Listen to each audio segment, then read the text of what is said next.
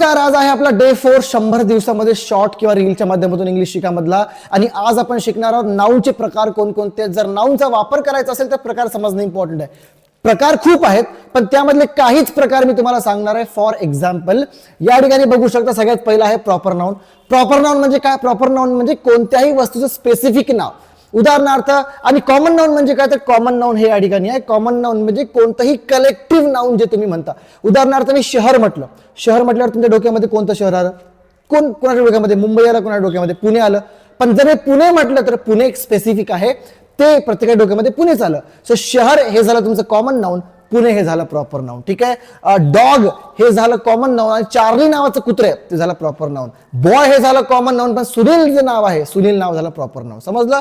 आणि तिसरं आहे ऍबस्ट्रॅक्ट नाउन. ऍबस्ट्रॅक्ट म्हणजे काय? कोणतीही फिलिंग. उदाहरणार्थ भाई त्याच्यामध्ये ना खूप ऑनेस्टी आहे. ऑनेस्टी सुद्धा नाव आहे यार. हे सुद्धा एक प्रकारचं ऍबस्ट्रॅक्ट नाउन आहे. तो तिच्यावर प्रेम करतो. काय करतो? प्रेम करतो. तर प्रेम लव्ह हे सुद्धा फिलिंग आहे. So this is also kind of a noun.